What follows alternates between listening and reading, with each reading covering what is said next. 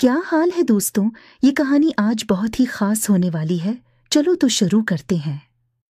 मैं इराक के एक बहुत बड़े शॉपिंग मॉल में आई थी। कुछ वक्त पहले तक मैं इस शॉपिंग मॉल को दौर से हसरत की निगाह से देखती थी और आज मैं इससे अपनी पसंद की शॉपिंग कर रही थी। काफी देर तक मैं यहाँ वहाँ पर घूमती रही। तभी मेरी नज़र एक नौजवान लड़के पर पड़ी जो मुसलसल मुझे देखे जा रहा था।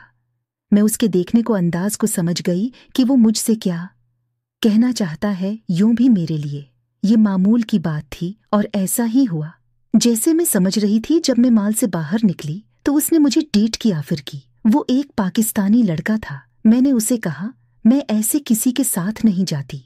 तुम जितने टाइम के लिए मेरे साथ चाहते हो, तुम्हें मेरे साथ नक्काह मुत्ताह करना पड़ेगा। वो मान गया और मैंने उसके साथ रकम फाइनल कर ली। मेरे पास अब दौलत, रुपया, पैसा, हर चीज मौजूद थी, मगर दिल का सुकून नहीं था।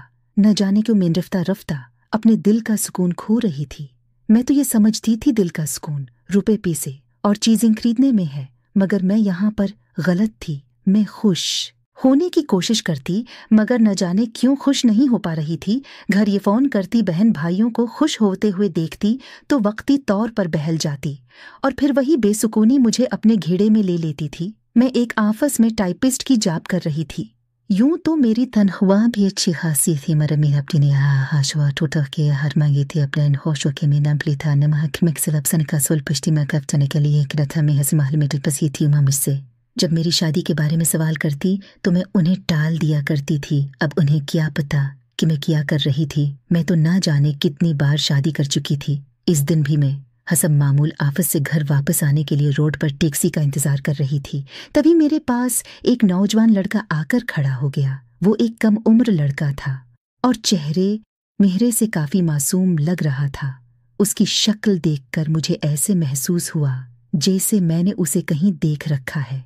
और भी मेरे जहन में था, मुझे याद आ गया था कि मैंने उस लड़के को कहाँ देखा था। तभी मेरे होंठों पर जानी पहचानी से मुस्कान फैल गई। कुछ दिन पहले मैंने साबर नाम के एक लड़के से निकाह किया था और इस लड़के को इसी के साथ ही देखा था। वो मेरे पास आकर बगौर मुझे देखने लगा था और जब भी कोई मुझे यूं बेखुद होकर देखता तो एक एहसास तफाखिर मेरे वजूद में फैल जाता था। मैं बहुत हुसीन थी और मुझे अपने हुस्न पर नाज भी था और अपनी खूबसूरती से मैं अच्छी तरह से आगाह भी थी।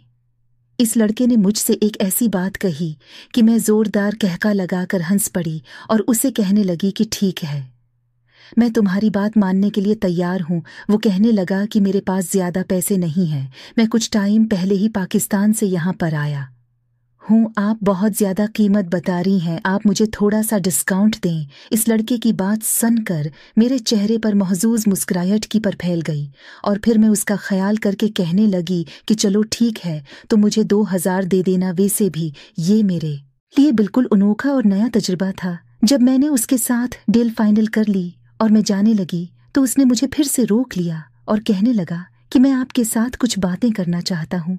ये सुनकर मैं रुक गई और कहने लगी, हाँ बोलो, कैसी बातें। वो कहने लगा कि जो वक्त भी आप मेरे साथ गुजारेंगी, आपको वो वक्त मेरी मर्जी के मुताबिक गुजारना पड़ेगा। मैं बेसाख्ता कहका लगाकर हंस पड़ी और बोली कि जाहिरी सी बात है, वो वक्त तो मुझे तुम्हारी मर्जी का गुजारना पड़ेगा।